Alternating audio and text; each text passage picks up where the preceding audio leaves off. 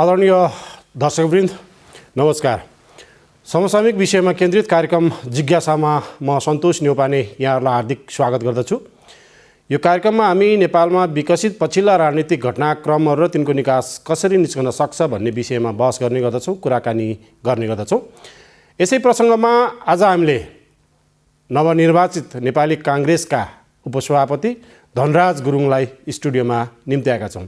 खास गरी नेपाली काङ्ग्रेसको 14औं महाधिवेशन सम्पन्न भइसकेपछि अब नयाँ नेतृत्वले कसरी पार्टीलाई हाँक्न सक्छ, कसरी अगाडि बढ्छ, त्यसका भिजनहरू के छन् लगायतका विविध विषयमा हामी कुराकानी गर्नेछौँ।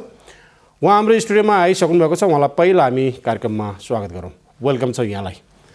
धन्यवाद सर। र सँगसँगै नेपाल टेलिभिजनको तर्फबाट र मेरो व्यक्तिगत तर्फबाट पनि यहाँलाई पार्टी उपसभापति निर्वाचित भएर आइसकेपछि पहिलोचोटि हामीले यहाँलाई टेलिभिजनमा चाहिँ हाम्रो टेलिभिजन अन्तर्वार्ता लिँदैछौँ। यहाँलाई हामी बधाई तथा र यहाँको कार्यकाल सफल रहोस् भन्ने कामना गर्दछौँ। हस्, धन्यवाद। अब सिधै हामी प्रसङ्गमा प्रवेश गरौँ कि पार्टीको 14औं महाधिवेशन सम्पन्न भइसकेको छ, नयाँ नेतृत्व चयन भइसकेको छ। यद्यपि केही परिणामहरू बाँकीका ती थुप्रै खालका परिणामहरू छन्, तिनीहरू आउँदै पनि होलान्। अब मेन इस्यु भनेको के हो भने हामीले नेपाली कङ्ग्रेस पार्टीभित्र चर्को रूपमा यसभन्दा अगाडि पनि त्योभन्दा अगाडि पनि महाधिवेशनहरूमा पार्टीभित्रका थुप्रै खालका विकृति विसङ्गतिको बारेमा तपाईँले चर्को रूपमा आवाज उठाउँदै आउनुभएको छ र अहिले खास गरी यो महाधिवेशनमा झन्डै 50% जति युवा पुस्ताहरूको प्रवेश भएको छ र पुराना पुस्ताहरू कोही पार्टीमा पराजित हुनुभएको छ, कोही चुनाव पनि लड्नु भएको छैन। यद्यपि उहाँहरूको भविष्य के हुने हो अर्को पार्ट छ र सबैको चिन्ता र चासो भनेको अबको यो नयाँ नेतृत्वले कङ्ग्रेस पार्टीलाई कसरी हाँक्छ भन्ने छ। अब हामी समग्रमा भन्नुपर्दा छोटकरीमा तपाईँको भिजन के रहन्छ यो पार्टीभित्र? अब हामीले यो 14औं महाधिवेशनबाट जुन हामी आइपुगेका छौँ, अब हाम्रो मुख्य चाहिने पार्टीलाई अगाडि बढाउने सन्दर्भमा विधान बमोजिम पार्टीलाई चलाउनु पर्छ। विधान बमोजिम नचलेका कुराहरू त विगतमा छँदैछन् र विगतमा नचलेका कुरापट्टि फर्केर हेरिरहनुभन्दा अब आगामी दिनमा विधान बमोजिम पार्टीलाई चलाउने प्रतिबद्धताका साथ हामी अघि बढ्छौँ।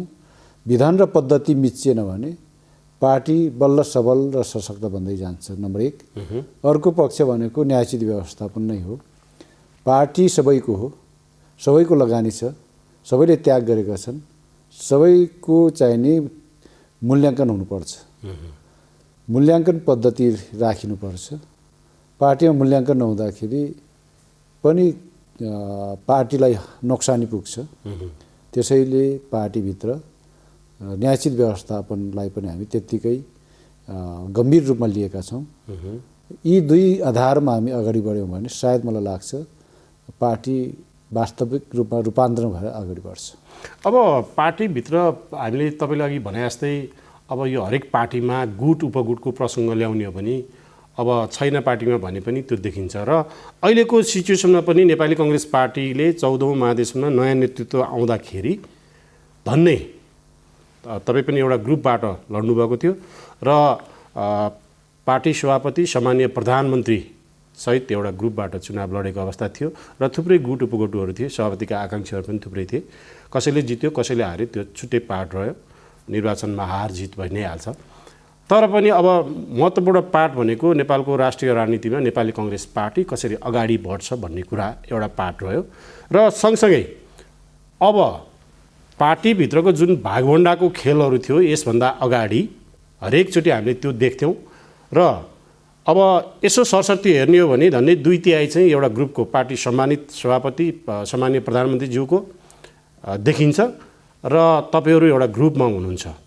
अब यसभन्दा अगाडि जसरी भागभण्डाका कुराहरू हुन्थे पार्टीभित्र, त्यसमा थुप्रै विवादहरू हुन्थे, अब यो भागभण्डाको क्रमहरू रहिरहन्छ कि अथवा रोकिन्छ? यसलाई अलिकति क्लियर गरिदिनु। सन्तोषजी, अघि भर्खरै मैले न्यायोचित व्यवस्थापनको कुरा गरेको थिएँ। न्यायोचित व्यवस्थापन भनेकै भागभण्ड नहुनु, नगर्नु। किनभने भागभण्ड गर्दाखेरि क्षमतावान मान्छेहरूलाई पनि अन्याय भयो।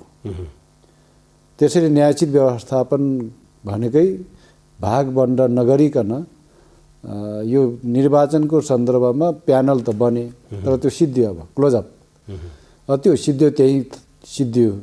अब म हिजो यो प्यानलबाट उठाएको थिएँ लडेको थिएँ भन्ने कुरा होइन। पार्टी सभापति सबैको सभापति, म पार्टी उपसभापति सबैको उपसभापति हुँ। कसैलाई छुट छैन कि मलाई हिजो यतिजनाले साथ दिएको त्यसैले यतिजनाको मात्रै सभापति या उपसभापति या महामन्त्री भन्ने छुट कसैलाई पनि छैन। त्यस कारणले गर्दाखेरि हामी सिङ्गो पार्टीप्रति चिन्तित बन्नुपर्छ। सिङ्गो पार्टीका नेता साथीहरूप्रति हामी चिन्तित हुनुपर्छ। त्यसैले अब यो चाहिँ नि भागबण्डाको नाममा फेरि त्यही गुट उपगुट बिउताउने र रमाउने, केही मान्छेलाई रमाइलो पनि होला गुट उपगुट बिउताएर भागबण्डा खोज्दाखेरि, केही मान्छेले जिम्मेवारी पटक पटक पनि पाउला, तर लाखौँ कार्यकर्ताले पाउँदैनन्, वञ्चित हुन्छन्। त्यसैले त्यस्तो चाहिँ नि अस्तव्यस्त पारेर गुटमा रमाएर एउटै मान्छेलाई पटक पटक लाभ दिइरहने गुटकै कारणले गर्दाखेरि पार्टी अहिले यो अवस्थामा छ। अब हामीले पार्टीको रूपान्तरण भने के त भन्दा यहीँनिर हो कि चाहिँ नि अब गुटमा रमाउने दिन गए यदि पार्टीलाई रूपान्तरण गरेर अगाडि बढाउने भने होइन भने फेरि पार्टी त्यस्तै रहन्छ। त्यसैले हामी सबै गम्भीर छौँ, चिन्तित छौँ यस विषयमा। त्यसैले हिजोको जस्तो भागबण्डा गरेर गुटमा रमाउने र गुटमा रमाएर पार्टी बिग्रेको पनि थाहा नपाउने ढङ्गबाट हामी अघि बढ्दैनौँ। तपाईँको भनाइमा मैले सहमत राखेँ, तर जसको बहुमत छ, बहुमत ग्रुपले त्यही ट्रेन अगाडि बढायो। तपाईँले सन्तोषजी यहीँनिर राखेर तपाईँले फेरि पनि त्यही पुरानै कुरा गर्नुभयो के। अब चाहिँ नि बहुमत पक्ष र अल्पमत पक्ष किन भन्ने, त्यो त एउटा प्यानल बनाएको थियो, त्यो सिद्धियो। त्यो चाहिँ नि त्यो दृढता सभापतिमा पनि छ भन्ने मलाई लाग्छ, हामी पनि छ। भनेपछि तपाईँले जे भनाइराख्नु भएको छ, तपाईँको भनाइसँग सेन्ट्रल कमिटी नेपाली कङ्ग्रेस पार्टीको नवनिर्वाचित 14औं महाधिवेशन आएको सेन्ट्रल कमिटी पूर्ण रूपमा सहमत गराउन सक्नुहुन्छ भन्ने कुरामा विश्वास होइन। यो कुरा त चाहिँ नि प्राकृतिक सिद्धान्तभित्र पर्छ। मैले सहमत गराउने नगराउने भन्ने कुरा होइन। म जसरी चिन्तित छु पार्टीप्रति, अरू नवनिर्वाचित साथीहरू त्यतिकै चिन्तित हुनुहुन्छ भन्ने मलाई विश्वास छ। त्यसैले मैले मात्र चिन्ता गरेर अरू चिन्ता नभएकोले अरूलाई चाहिँ नि यो कन्भिन्स गर्नुपर्ने भन्ने विषय होइन नि त। यो त हामी सबै चिन्तित छौँ कि पार्टीको पुनर्निर्माणको क्रम अब सुरु भयो। त्यसैले पार्टीलाई फेरि पुनर्निर्माण गर्दै 33-35% पार्टी होइन, अब हामीलाई चुनाव नजिकै आएको छ। चुनावसम्ममा हामीले हाम्रो चाहिँ समय अलिक कम भइराखेको छ। सकेसम्म त हामी बहुमतको पार्टी बनाउने हाम्रो लक्ष्य हो। तर अहिले हामीसँग समयको पाबन्दीको कारणले, अभावको कारणले गर्दाखेरि कमसेकम अबको आम निर्वाचनमा काङ्ग्रेसलाई सबभन्दा ठुलो लार्जेस्ट पार्टी बनाउने अभियानमा धनराज गुरुङ मात्रै त्यो चिन्ता छ र सबैलाई चिन्ता छ नि त। पार्टी सभापतिदेखि लिएर अहिले नवनिर्वाचित सबै पदाधिकारी सदस्यहरूलाई त्यो चिन्ताले पोलेको छ। त्यसो भइसकेपछि कि हामीले यो कुरामा कसलाई कन्भिन्स गराउने कसलाई नगराउने भन्ने कुरै रहेन। अब पार्टीभित्र महाधिवेशनमा हामीले हेर्ने हो भने पार्टीका पुराना केही नेताहरू पराजित पनि हुनुभएको छ, केही चुनाव लड्नु भएको छैन र झन्डै 50% युवाहरूको वर्चस्व बढेको छ यो पार्टी नेपाली कङ्ग्रेस पार्टीभित्र अहिले। अब सरस्वती हामीले हेर्ने हो भने पार्टीभित्र लामो समयसम्म चाहिँ बलिदान गरेका, योगदान गरेका, पार्टीलाई राम्रोसँग बुझेका, पार्टी हाँक्न सक्ने जो नेताहरू बाहिर हुनुहुन्छ, उहाँहरूलाई तपाईँहरूले कसरी समेटेर अगाडि बढ्नुहुन्छ? होइन, वास्तवमा मैले पटक पटक भन्दै आएको छु कि position is not a leader, action is a leader. तपाईँको कर्मले नै नेता बनाउने हो, पदले होइन। त्यसैले अहिले यो अग्रज नेताहरू पदमा रहेन भन्दैमा उहाँहरू नेता होइन भन्ने परिभाषा चाहिँ गल्ती हुन्छ, गलत हुन्छ। हिजो पनि उहाँहरू नेता, आज पनि नेता, भोलि पनि नेता। तर नेता हुनको लागि कर्म आफूले के गरिराखेका छ भन्ने कुरामा निर्भर गर्छ। त्यसैले अग्रज नेताहरू अहिले जति बाहिर हुनुहुन्छ उहाँहरू त झनै पार्टी निर्माणमा झन् उहाँहरूको भूमिका झन् बढ्यो भन्ने मलाई लागिएको छ।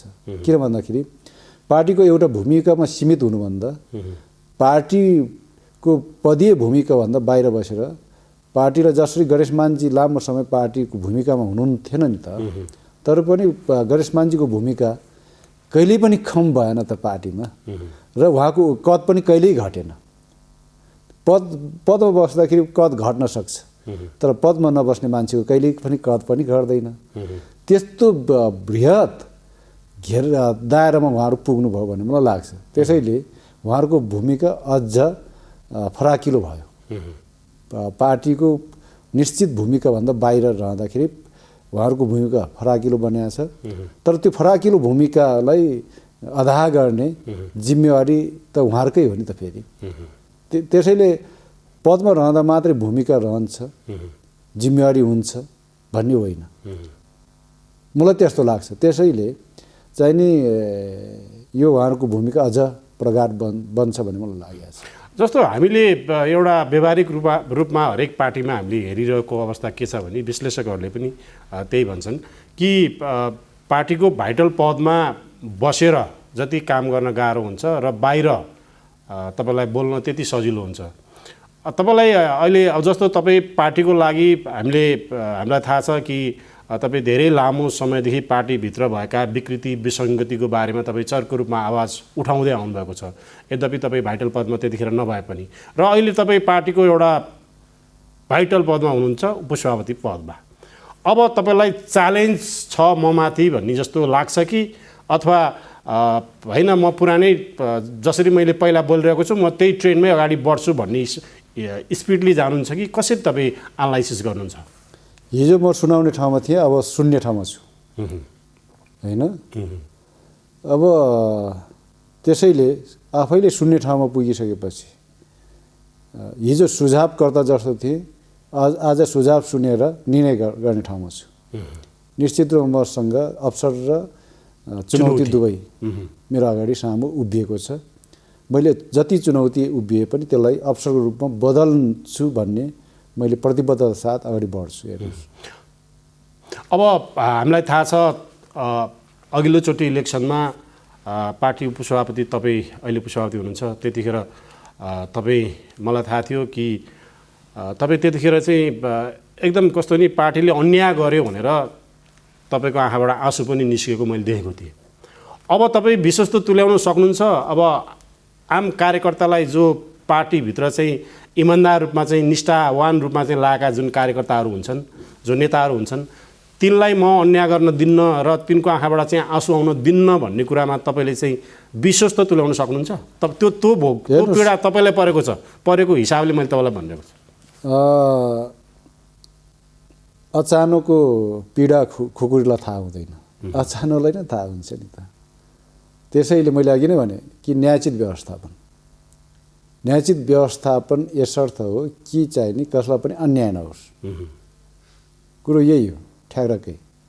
धेरै लामो कुरा गर्नु छैन यसमा। अब म जस्ता अचानोहरू पार्टीभित्र सयौँ हजारौँ छन्।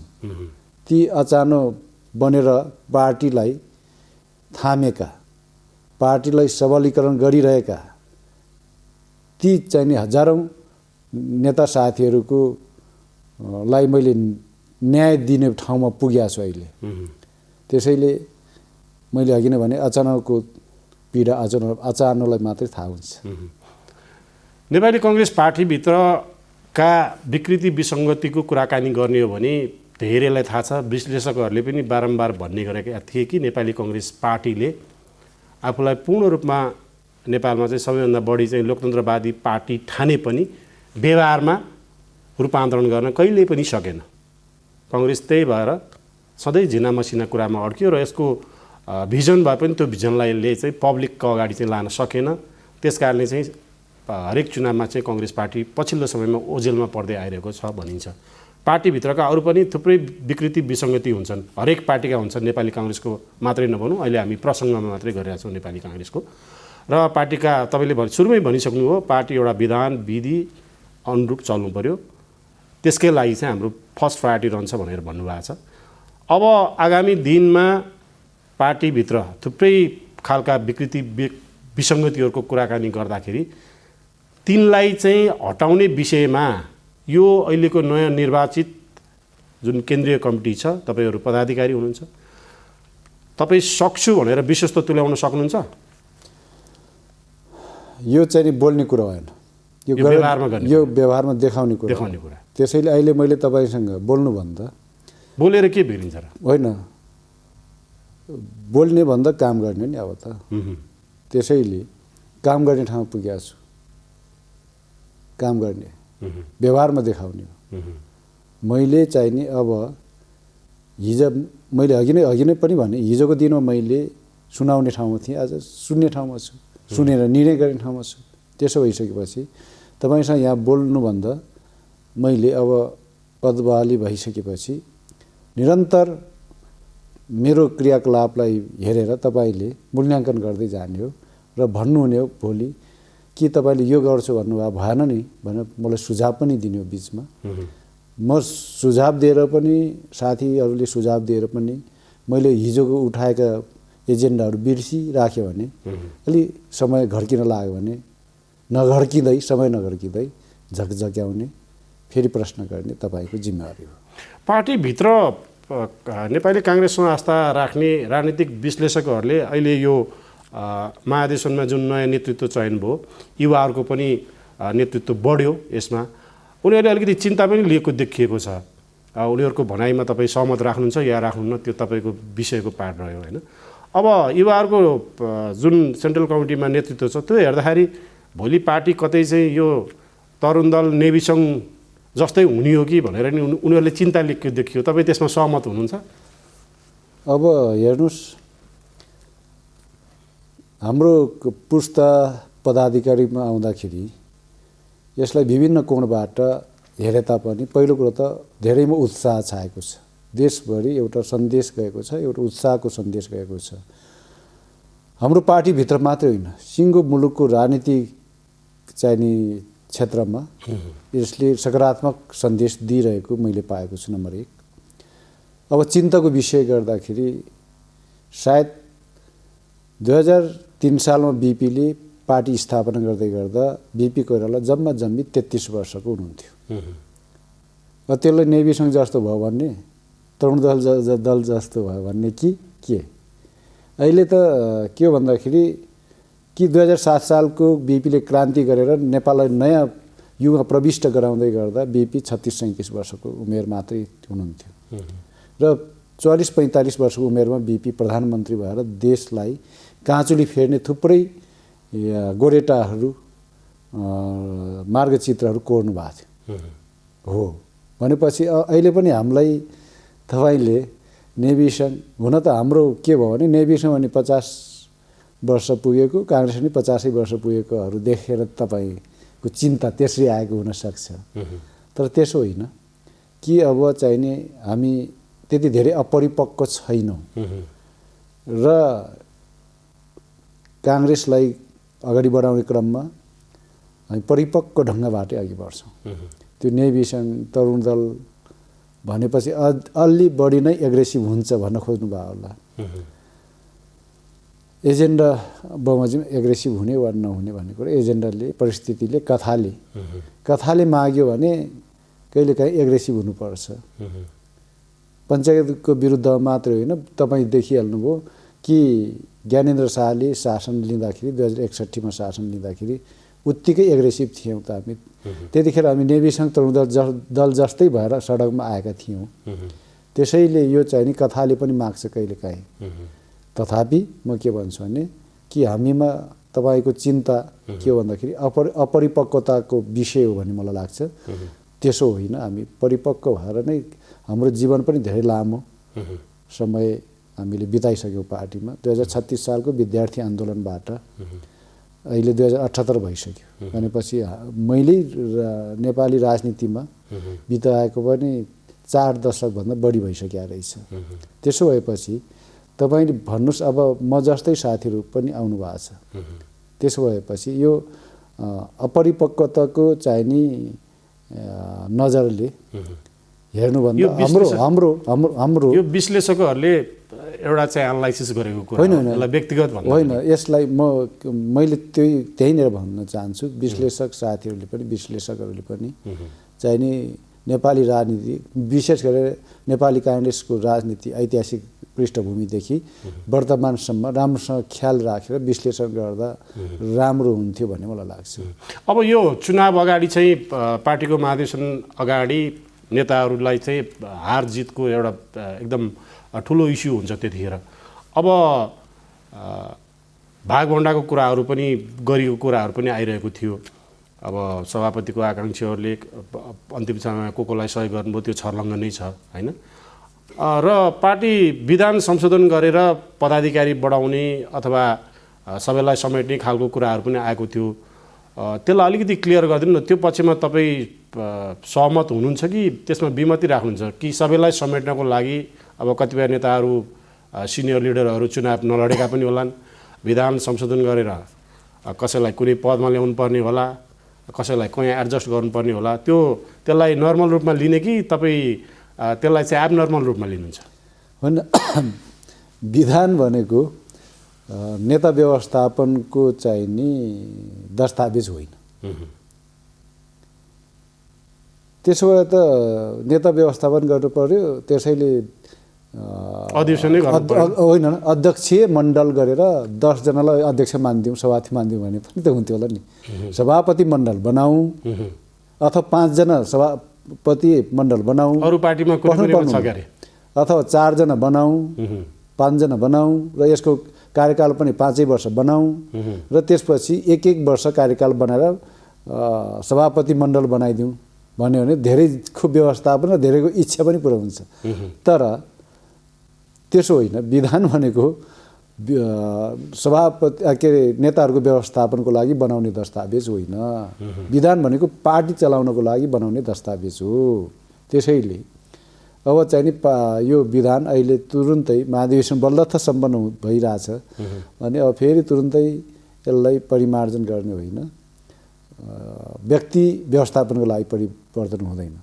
कहीँ कतै त्यस्तो उल्झनहरू देखिए, जस्तै अहिले महाधिवेशन क्रममा धेरै ठाउँमा हामीले धाराहरू निलम्बन गरेका छौँ वा चाहिँ नि कहीँ कतै त्यस्तो देखियो भने अप्ठ्यारोहरू पनि देखिए अहिले होइन। त्यस्ता अप्ठ्यारोहरू भएको ठाउँमा यो चाहिँ नि आवश्यक परेको महसुस गरेपछि तलैदेखि छलफल गरेर त्यसलाई महासमितिले मात्रै परिवर्तन गर्न सक्छ, संशोधन गर्न सक्छ। नत्र होइन भने केन्द्रीय समितिले चाहेर संशोधन हुँदैन र व्यक्ति व्यवस्थापनको लागि त हुँदैन, यो सम्भव नै छैन। यति कुरा भनौँ। अब यो पार्टीको विधान अनुरूप नै केही केन्द्रीय सदस्यहरू मनोनित गर्ने र कोषाध्यक्ष मनोनित गर्ने त पार्टीको विधानमै छ होइन। अघि नै तपाईँले सुरुमै भनिसक्नुभयो अब यो भागभण्डाको कुरा उच्चारण पनि नगर्दा बेस हुन्छ भनेर। मैले तपाईँकै भनाइलाई सहमत गर्दै यी भनाइहरू राख्दाखेरि अब त्यसमा त निश्चय पनि हुन्छ। अब पार्टीको पदाधिकारी हरेकको इन्ट्रेस्ट होला, केन्द्रीय सदस्यहरू ल्याउने, अब त्यसमा तपाईँहरू कसरी मिलाउनुहुन्छ? अब त्यो मिलाउने कुरै छैन। विधानले जे भन्छ त्यही हुन्छ। विधानले निर्वाचित मध्येबाट कोषाध्यक्ष बनाउने र केन्द्रीय समितिले अनुमोदन गर्ने। अब सभापतिले चाहेको मान्छेलाई म त त्यो अनुमोदन राख्नुहुन्न, अनुमोदन शब्द हटाउनु पर्छ है भनेको थिएँ विधान बनाउने बेलामै। त्यो बेकारमा चाहिँ अनुमोदनको शब्द राखेर बसिरहनु आवश्यक छैन। त्यसैले त्यो नर्मल कुरा हो। त्यस्तै अब 33 जना सभापतिले मनोनित गर्ने सन्दर्भ जुन छ त्यसमा नि सभापतिको अधिकारको विषय हो। त्यसमा मैले एउटा कुरा भनेको छु तपाईँलाई, न्यायोचित व्यवस्थापन। यति कुरा भनेपछि सभापतिज्यू के न्यायोचित व्यवस्थापनको विरुद्धमा होला त? पक्कै हुनुहुन्न। सभापतिज्यूसँग त्यति विवेक नहोला, पक्कै विवेक छ। विवेक नभएको भए सभापति पनि दोहोरिन्थेन, 5 पल्ट प्रधानमन्त्री पनि बन्ने थिएन होला नि त। त्यस कारणले गर्दाखेरि उहाँसँग विवेक पनि छ, उहाँ न्यायोचित व्यवस्थापनकै पक्षमा हुनुहुन्छ भन्ने मलाई लाग्छ। त्यसैले यो विषयमा पनि तपाईँले यो चाहिँ नि मेरो इच्छा वा कसैको इच्छामा भर पर्ने कुरा होइन। सभापतिको इच्छा प्लस न्यायोचित व्यवस्थापन प्लस उहाँको विवेक, यति कुरालाई बुझौँ अहिले। अब हामी कार्यक्रमको अन्तिममा छौँ। नेपाली कङ्ग्रेस पार्टी जननायक विश्वेश्वर प्रसाद कोइरालाले प्रतिपादन गर्नुभएको विभिन्न सिद्धान्तहरूमा अगाडि बढ्यो र बिचमा नेपाली कङ्ग्रेस पार्टीले बिपीको आदर्श सिद्धान्तलाई पनि भुल्यो भनेर पनि थुप्रै एजेन्डाहरू उठे र पार्टीभित्र थुप्रै एजेन्डा उठे पनि कहिले पनि ती एजेन्डाहरू चाहिँ कार्यान्वयन हुन सकेनन् बहुमतको कारणले गर्दाखेरि, र जहिले पनि अल्पमतको एजेन्डा चाहिँ ओझेलमा पर्ने गरेको देखिएको स्पष्ट थियो। अहिले नेपाली नागरिकले पनि नेपाली जनताले पनि, हुन त यो पार्टीको एउटा इन्टरनल चुनाव हो हरेक पार्टीको, तर भविष्यमा नेपाली कङ्ग्रेस पार्टीसँग आस्था राख्ने एउटा कार्यकर्ता, नेपाली कङ्ग्रेसका सच्चा कार्यकर्ता, आस्था राख्ने कार्यकर्ता र आम नागरिकले नेपाली कङ्ग्रेस पार्टी अब उजासिल भएर अगाडि बढ्छ भन्ने कुरामा के आधारलाई आधार मानेर विश्वस्त तुल्याउन सक्नुहुन्छ? पहिलो कुरा त तपाईँले जुन कुरा उठाउनु भएको छ सैद्धान्तिक कुरा, सैद्धान्तिक कुरामा बिपीले जुन प्रतिपादन गर्नुभएको सिद्धान्त छ राष्ट्रियता, लोकतन्त्र, प्रजातन्त्र, समाजवाद, होइन, राष्ट्रियता, प्रजातन्त्र, समाजवाद, यो तिनै कुरामा चाहिँ नि हामी विचलित छैनौँ। न राष्ट्रियताको सन्दर्भमा विचलित भएको छौँ, न प्रजातन्त्रको सन्दर्भमा विचलित भएको छौँ। समाजवादको सन्दर्भमा 46 सालको जनआन्दोलनपछि सरकारहरू बन्ने क्रममा त्यहाँनिर अलिकता समाजवाद कार्यान्वयनमा मेल खाएन भन्ने मलाई लाग्छ। एउटा यति कुरा। तर पछिल्लो समयमा कम्युनिस्टमा बढी लचिलो भयो, कम्युनिस्टको पुच्छरै भयो भनेर पनि विश्लेषकहरूले र काङ्ग्रेस पार्टीकै पुराना नेताहरूले पनि आरोप लगाए नि त। अब समय सापेक्षित हुँदै जान्छ। पहिलो कुरो त पार्टी भन्ने, पार्टी भनेको चाहिँ नि कुनै चट्टान त होइन नि त, होइन र? यो त गतिशील छ नि, समय पनि गतिशील छ र पार्टी पनि गतिशील हुनुपर्छ, राजनीतिक पार्टी पनि गतिशील हुनुपर्छ। यो कुरामा हामीले बुझ्न आवश्यक छ। त्यसैले हिजो तपाईँ कति धेरै कुरा गतिशील छ भन्दाखेरि एउटा अर्को कोणबाट पनि हेरौँ। 2003 सालमा पार्टी स्थापना गर्दै गर्दा मुस्किलले ट्रङ्क सेवा नेपालमा थियो, ट्रङ्कल भन्थ्यौँ हामी। अहिले तपाईँको हेर्नुहोस्, तपाईँसँगै कुरा गरिराखेको छु, यस नेपाल टेलिभिजन जस्तै निजी क्षेत्रमा पनि छ्याटी टेलिभिजनहरू आइसके, मोबाइल सेवा त्यस्तै छ, होइन? आइटीको अब धेरै डेभलप भइसक्यो। त्यसैले उतिखेरको र अहिलेको समय हरेक कुरा, मैले खालि एउटा कोणबाट उदाहरण दिनु खोजेँ, हरेक कुरामा समय सापेक्षित हुँदै जान्छ। हिजो 2012 सालमा व्याख्या गर्दै गर्दाखेरि बिपीले चाहिँ नि यो भूमिको न्यायोचित वितरण समाजवादलाई त्यसरी कार्यान्वयन गर्नुभयो 2016 सालमा आइपुग्दा, प्रधानमन्त्री हुँदा। अहिले पनि मैले भूमिको न्यायोचित वितरण हो समाजवाद भन्यो भने त्यो समय सापेक्षित हुँदैन। समय सापेक्षित के हुनु पर्यो त भन्दाखेरि के चाहिँ नि निःशुल्क स्वास्थ्य, निःशुल्क शिक्षामा जानु पर्यो। सबैलाई शिक्षा, सबैलाई स्वास्थ्य, निःशुल्क, त्यो हो नि त समाजवाद भनेको। त्यसैले समाजवादको चाहिँ नि कार्यान्वयनमा फरकपन आउन सक्छ, समय सापेक्षित बनाउने मात्रै कुरा हो। त्यसो भएको कारणले गर्दाखेरि सिद्धान्तमा फरक आउँदैन, खालि हाम्रो कार्यान्वयनमा फरक आउन सक्छ, प्रक्रियामा फरक आउन सक्छ, साधनहरूमा फरक आउन सक्छ। अब तपाईँले अर्को दोस्रो कुरा के भने कि ऊर्जाशीलता, पार्टीलाई कसरी ऊर्जाशील बनाउनुहुन्छ त, के आधार छ भनेर भन्दै हुनुहुन्छ। त्यो त मैले सुरुमै भनेको छु, जब पार्टी विधि र विधान पद्धतिमा चल्छ तब ऊर्जाशील बनेर अघि बढ्छ। अहिलेसम्म त्यही कारणले गर्दाखेरि हो, निश्चित अगाडि बढ्न सक्छ। अस्तव्यस्त भयो, पार्टी अस्तव्यस्त भएको थियो, अहिले हामी चुस्त बनाउँछौँ। हस्, व्यस्त समय पनि नेपाल टेलिभिजनमा आइदिनु भयो, यहाँलाई हाम्रो कार्यक्रमको समय सिद्धियो, यहाँलाई धेरै धेरै धन्यवाद छ। यहाँलाई पनि हार्दिक धन्यवाद दिन चाहन्छु। धन्यवाद छ। दर्शकबिन अहिले हामीले कुराकानी गऱ्यौँ नेपाली कङ्ग्रेसका उपसभापति धनराज गुरुङसँग। खास गरी नेपाली कङ्ग्रेसको 14औं महाधिवेशन सम्पन्न भइसकेपछि आगामी दिनमा नेपाली कङ्ग्रेस पार्टी कसरी अगाडि बढ्छ लगायतका विविध विषयमा हामीले कुराकानी गऱ्यौँ। यसको साथसाथै हाम्रो कार्यक्रमको समय पनि सिद्धिसकेको छ। हाम्रो सम्पूर्ण टिम लगायत म पनि आज्ञा चाहन्छु। नमस्कार।